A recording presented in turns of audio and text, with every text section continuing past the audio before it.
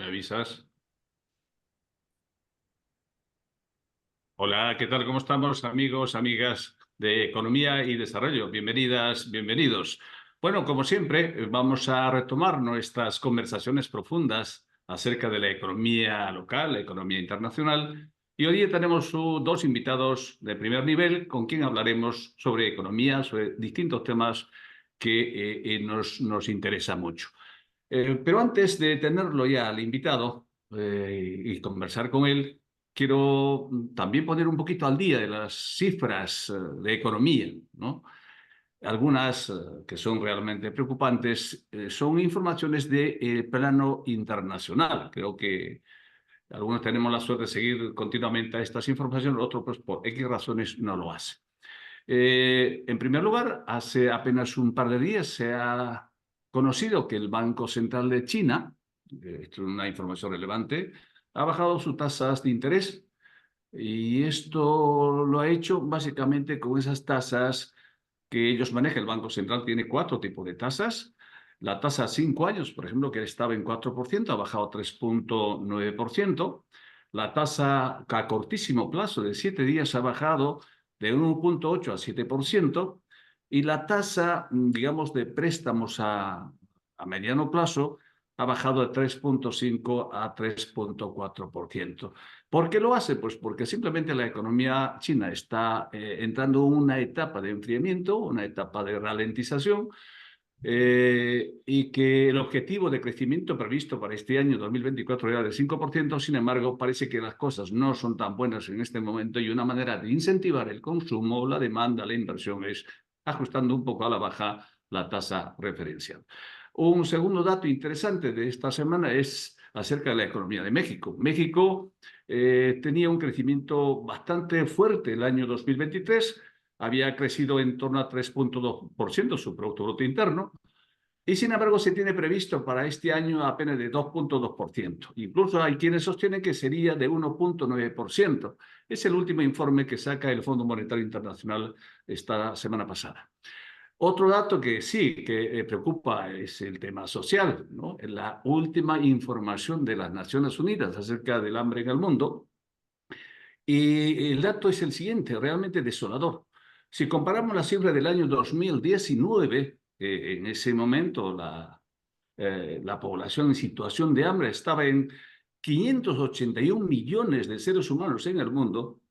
Al final del año 2023, esta cifra se ha disparado a 733 millones de personas, de seres humanos en el mundo. El 20% de esa población en situación de hambre está básicamente en México. Y en América Latina se estima que estaría en torno a 6,5, 6,7% de la población de nuestro subcontinente. Esos son datos que dejo ahí sobre la mesa. Si tienen ustedes más interés en conocer esto, pueden tranquilamente entrar a la página web del Fondo Monetario Internacional, de las Naciones Unidas, y ahí tendrán estos datos. Y también, si tienen la oportunidad de leer las noticias de Bloomberg, también pueden encontrar fácilmente esta información, muy, muy actual. Bueno, pues dicho esto, entonces vamos a hablar con el doctor Curi. El doctor Curi ha sido ya muy conocido en nuestro país, ha sido Contralor de la República, por lo tanto, es una persona bastante conocida. Ha sido Contralor de la República, si mal no recuerdo, entre el año 2009 y el año 2016, en dos gobiernos, casi todo el gobierno de Alan García y una parte de Ollanta Humala. Eh, Actualmente, hasta donde conozco, dirige el Instituto de Integridad y Gobernanza. Tiene una larga trayectoria profesional y académica, creo yo. Así que vamos a hablar de la Contraloría, pero no solamente la Contraloría, vamos a hablar de la corrupción, que es el tema central que a todos nos preocupa en general.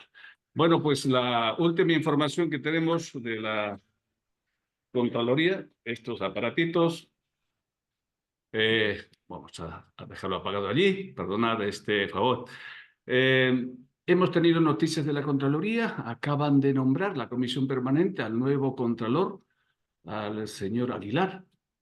Luego también tenemos el reciente informe del Contralor Nelson Jack, prácticamente ya ex Contralor de la República, Y hay unas cifras realmente preocupantes que vamos a conversar en torno a ellas.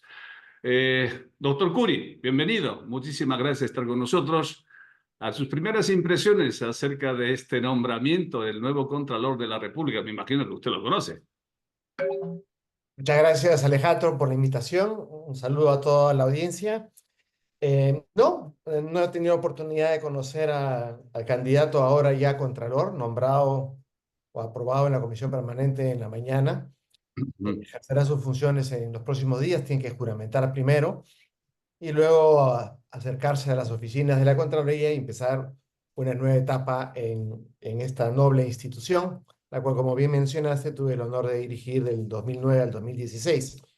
Em, sí, la corrupción es un mal endémico, como bien lo sabemos todos, y realmente de tanto estudiar y todos los estudiosos, los analistas como tú, como yo, vemos con preocupación que poco o nada se hace con este problema.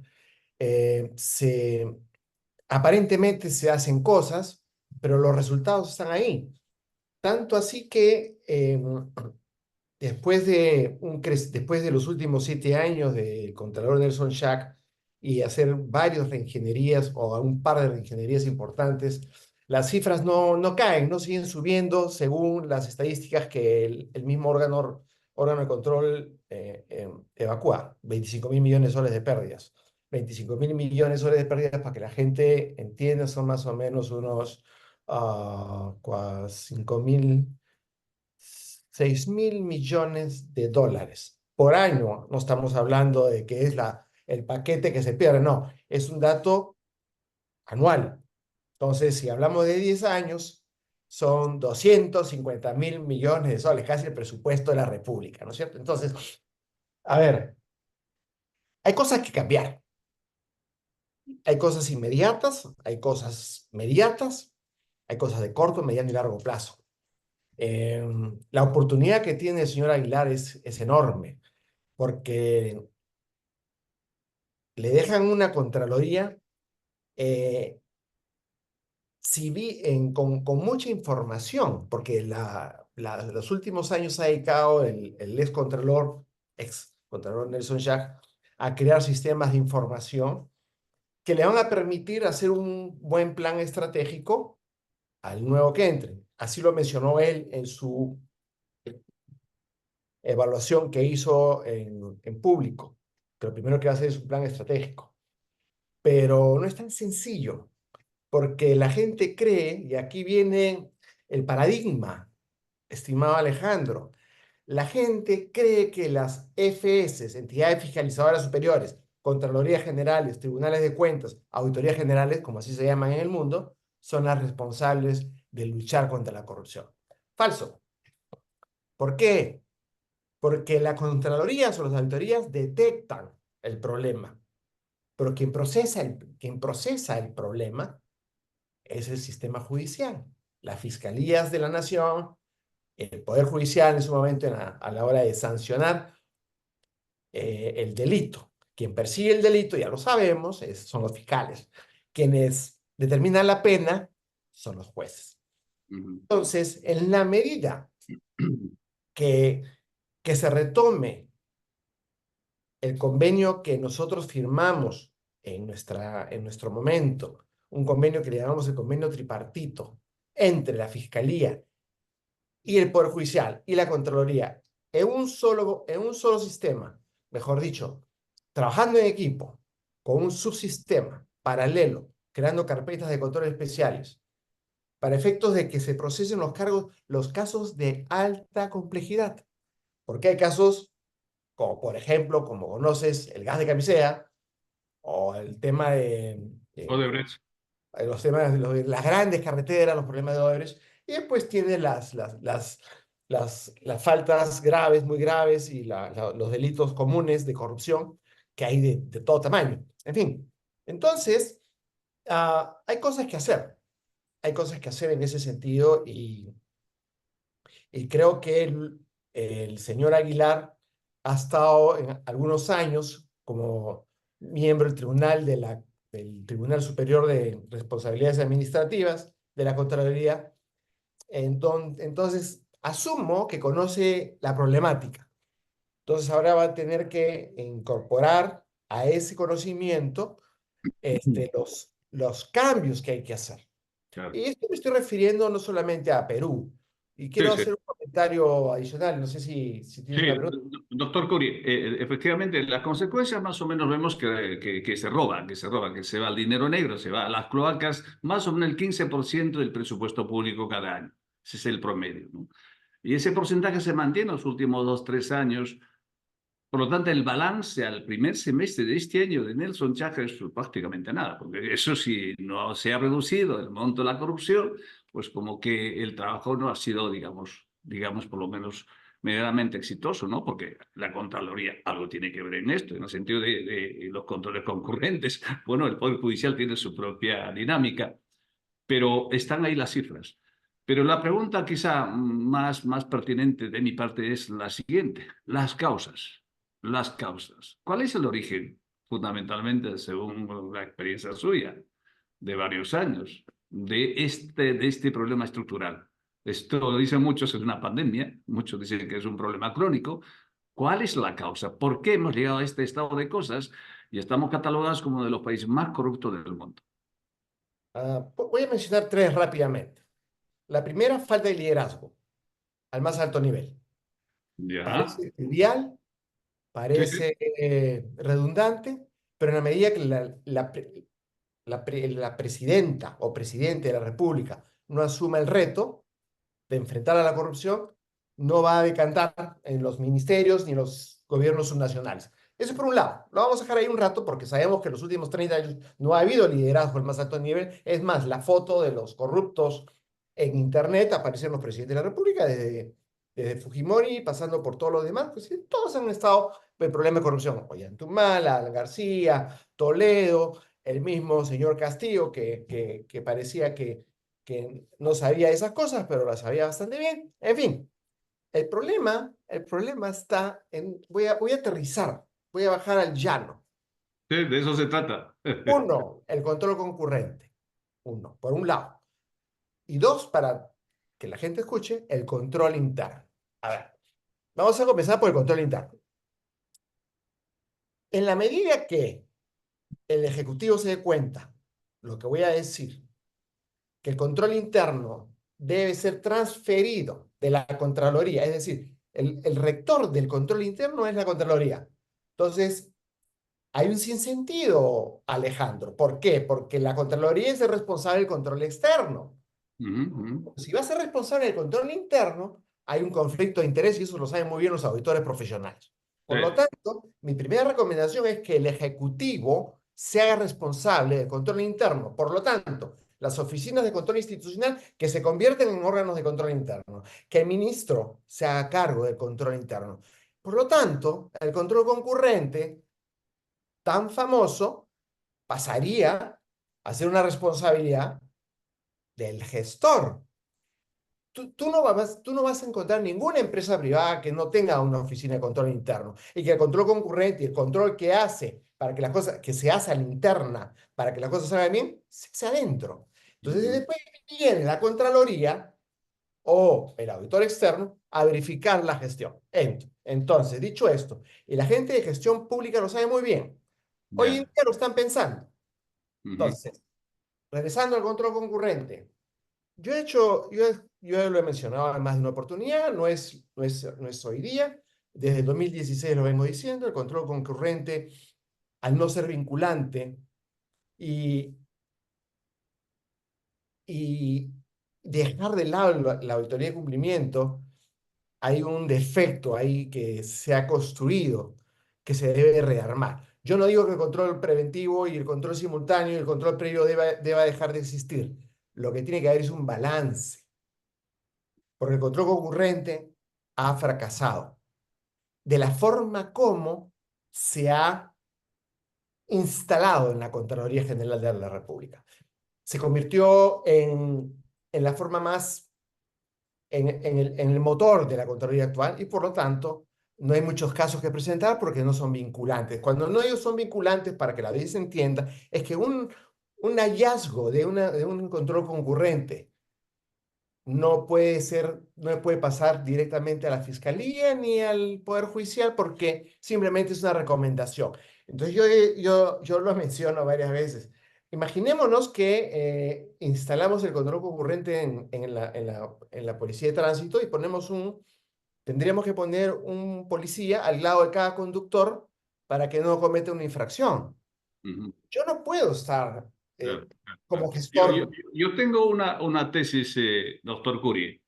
Eh, Casi generalmente, y yo sigo de cerca varios hechos que son noticia de primera plana, la cabeza, usted lo ha dicho muy bien, la cabeza, ¿no? El que toma decisiones políticas, el gerente general, el presidente del directorio, el ministro, el jefe de una unidad, son los que tienen que predicar con el buen ejemplo, ¿no?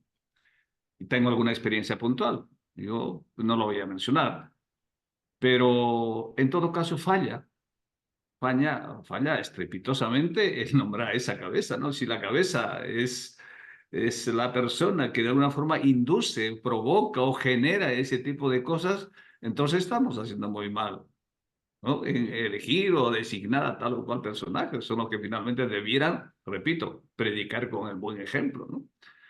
Eso por un lado. Y por otro lado, los auditores. Todas las empresas públicas tienen auditores y los auditores casi siempre emiten opinión en limpio. Yo digo, bueno, ¿cómo puede ser posible si esta empresa, esta institución ha sido cuestionada, sin embargo, la opinión en limpio? También falla porque la Contraloría tiene una lista de auditores que está en su, digamos, en su base de datos, por lo tanto las empresas eligen a esos auditores y los auditores pues no detectan, entre comillas, o porque no les conviene detectar los grandes problemas económico-financieros que tienen las empresas del Estado o las instituciones públicas que están sujetas a auditoría. Por ahí puede también estar el problema, ¿no? ¿Qué le parece? Comulgamos al 100% respecto al liderazgo. Cualquier empresa que quiera sobrevivir en el mercado tiene que Yes. tener un buen gobierno, un buen control, porque el control es parte del proceso administrativo. Se planifica, se organiza, se ejecuta y se controla. No existe más. ¿De acuerdo? Entonces, en la medida que la cabeza no sepa lo que tiene que hacer, estamos perdidos. Pero ahí entonces venimos, lo dijiste tangencialmente, pero lo preciso, hay que elegir bien. Hay que Hay que elegir bien. saber, hay que elegir a un gestor, alguien que conozca. Bueno, en fin, es un tema político, que es un problema estructural. La reforma electoral tiene que venir en algún momento. No hay una reforma electoral en el Perú todavía válida. Por eso, dejamos ahí. Sin embargo, ahí que hacer un comentario respecto a los auditores internos. La Contraloría en los últimos años se ha dedicado, con el dinero del control concurrente, a extraer los auditores que estaban en planilla de Ujú. las entidades para tenerlos en planilla de la Contraloría. Entonces, la Contraloría ha crecido, sí, 3 veces su planilla, están en 9.000 personas, y de pronto eh, los devuelven, o sea, al formar parte de la planilla de la Contraloría, casi no ha cambiado nada. El tema es que hay un error. Yo sigo insistiendo, las oficinas de control institucional deben eliminarse en la mayoría de las instituciones, en las grandes no. Vamos a decir, grandes para que se me entienda. Ministerios, tiene que haber una oficina de la Contraloría. Gobiernos regionales, una oficina de la Contraloría. Y cualquier otra institución que maneje un presupuesto alto. Provías nacional, Provías descentralizado, no sé cuál. No pasarán de 100 de las 3.000. Mm. 200, ya ahí. Y el resto se hacen auditorías recurrentes. O sea, para eso están las oficinas descentralizadas de la Contraloría. Van a una municipalidad en Loreto, entran, hacen una revisión de las principales compras, las principales obras y se van. ¿Para qué tienes 10 o 15 personas en una municipalidad pequeña? Lo que vas a hacer es agobiar al gestor. Claro, ahí hay un toma y daca. El gestor se ha acostumbrado a hacer las cosas truchas, ¿no es cierto? Los corruptos hacen las cosas mal, y después tienes una Contraloría que está encima. ¿Sabes qué es el peor escenario? Ujú. Corruptos y controles encima. Entonces viene el alcalde y ya sabes que separan los brazos, separan las obras, se para la gestión, no se ejecuta el presupuesto, estamos en el peor de los escenarios. Sí, pues. Entonces, Para, requerimos un cambio. un poquito ajustándonos al tiempo. Dígame, el señor Aguilar, el nuevo contralor, va a estar 7 años. Digo que es mucho tiempo, debiera ser 5 para evaluar su gestión.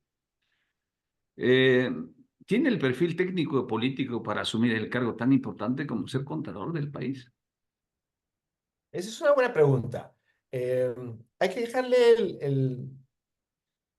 el beneficio de la duda. Ya ha sido elegido. Ha estado en la Contraloría. Es una persona que hasta donde todos hemos visto no tiene ningún antecedente de ningún tipo. Por lo tanto, y ahí tiene una ventaja él, que ha estado, dicen, porque no sé, 8 años en la Contraloría, 8 años, como miembro del tribunal. Ahora, si ha gestionado instituciones tan grandes como la Contraloría, no lo tenemos en su currículum. Por lo tanto, creo que lo inteligente de su parte, y creo que lo va a hacer, es reunirse de gente capaz que conozca el negocio, me refiero al negocio, no se me Ujú. interprete, o sea, que conozca de auditoría. Y por Ujú. un lado, y conozca de gestión empresarial, es decir, Claro. gestión de procesos, gestión de riesgos, análisis de datos, todo este tema que hoy en día está de moda. Entonces, obviamente las leyes no precisan exactamente el perfil. O sea, el perfil me refiero la descripción del puesto del contralor. Prácticamente lo que ha aprobado la comisión, la subcomisión hoy día, ayer o el lunes, y la comisión permanente ahora, es que reúne los requisitos de la ley. Mm, mm, mm. Entonces, yo creo que una tarea para el futuro es describir el puesto, escribirlo, o sea, qué tiene que tener exactamente, qué carrera, qué experiencia, ¿no? Dice 10 años de experiencia. Entonces, sí, pero ¿en qué? Sí, o sea, a ver, si vamos a contratar no sé, a ver, una empresa de tecnología grande, con una Google, cualquiera de estas gigantes, tiene que venir una persona que sepa del negocio, ¿no es cierto? Solamente, Entonces, solamente. ese es el tema, ¿no? O sea, pero a ver, eso en el país, no sé si me imagino que en la región también, un ministro, un médico puede ser ministro de Estado, ¿cierto? Y un poquito cambiando el giro de la conversación. ¿Y quién controla al contralor? Eh, Que parece una pregunta a redundante, mí pero me controlaban hasta profundamente el Congreso. Nosotros respondemos al Congreso porque el Congreso nos elige y el Congreso nos saca, como ya ocurrió una vez hace poco, antes del señor Schack, hubo un caso. Eh, el problema es, hay que evitar politizar a la Contraloría, a la Contraloría. Hay que porque evitar, ha habido noticias, y eso es de conocimiento público, meses atrás, de un caso del propio Nelson Jack, que había incurrido una serie de faltas sobre ingresos que él dice haber tenido derecho. Entonces, la gente se pregunta, ¿no? Los que estamos un poco siguiendo de cerca estas cosas, pues nos preguntamos quién controla al contralor, ¿no? Y eso creo que bueno, es una pregunta absolutamente lícita, ¿no? es lícita, es válida y le corresponde a la Comisión de Fiscalización llamar al Contralor cada vez que haya un ruido.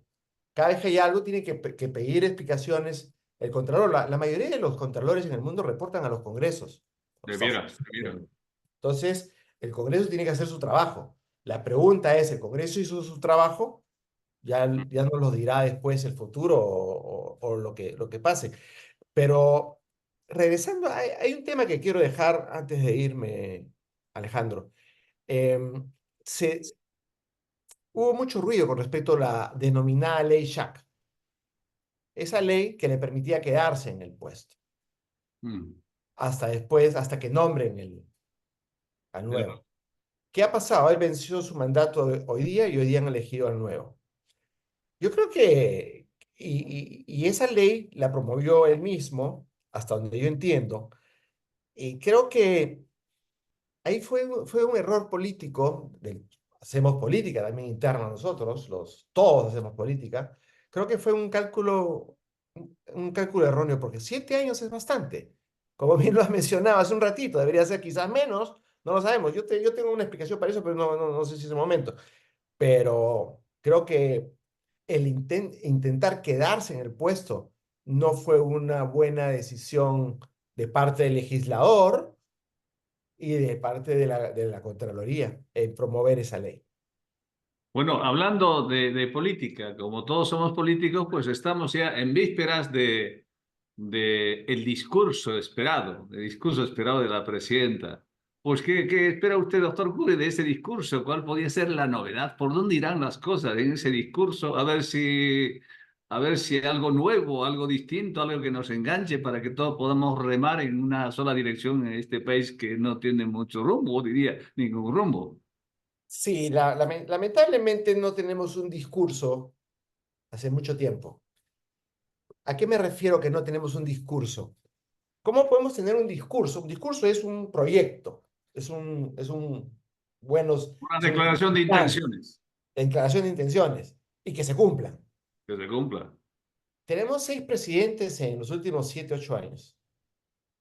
Entonces, la señora presidenta se va en un año y ya empiezan las elecciones, las campañas ya comenzó. Eh, los presidentes anteriores estuvieron en problemas, tanto Vizcarra como Sagasti, como el mismo señor PPK, el señor... al tener problemas, esos discursos, como la ciudadanía le puede decir cualquier cosa, pero no te lo cree. Sí, No te lo cree. desconfianza total. Hay desconfianza en la clase política.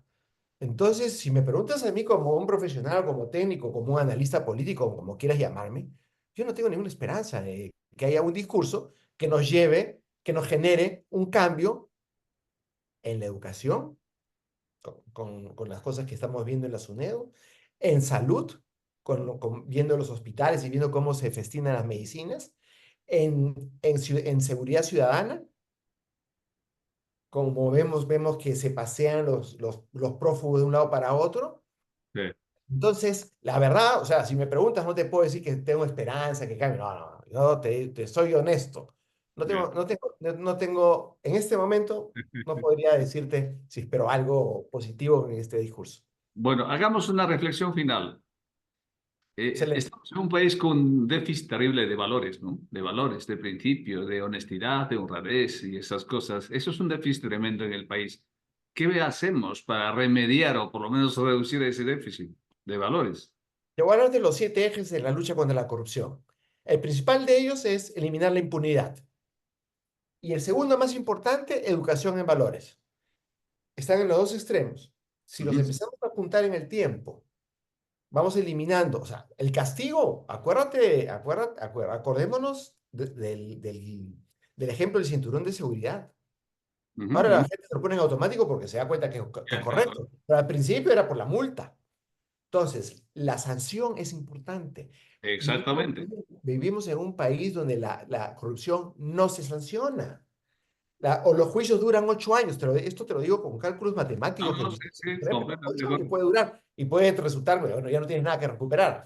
Y por otro lado, profundizar en la educación en valores, como lo hacen los japoneses, como lo hacen los chinos, como lo hacen los países desarrollados, los países escandinavos, los países asiáticos los tigres del Asia. Es Ujú, educación. ujú. Entonces aquí estamos manoseando la educación, ya estamos viendo cómo los profesores ingresan, salen. Entonces, y después tenemos que mejorar, hacer una reingeniería en la parte estatal Es con algo la así como, democracia. es La, algo la, así. Sí, es algo básico, ¿no? así como, exactamente. Es algo así como a grandes males, grandes remedios, ¿no? Como lo hacen los chinos o los orientales, ¿no? Y eso no lo hacemos aquí, demasiadamente generosos. Nada, doctor Curi, una conversación sinceramente muy, muy, muy, muy nutritiva. Me encantaría abundar más, me encantaría hablar mucho más, porque esto es un tema que a mí me preocupa de manera muy, muy, muy, muy profunda, ¿no? Desafortunadamente estamos inmersos con esta lacra, con este problema, decía, estructural. Esperamos tener otra conversación un poco más profunda sobre este mismo tema, porque tiene muchísimas aristas de que seguramente nos pasaremos mucho tiempo conversando. Muchísimas gracias y que tenga pues un buen día. Le Muchas agradezco gracias por la sinceramente. entrevista, muchas gracias, que tengan una muy buena noche. Hasta luego. Gracias. Chao, Hasta luego. Alejandro. Gracias. Adiós, adiós.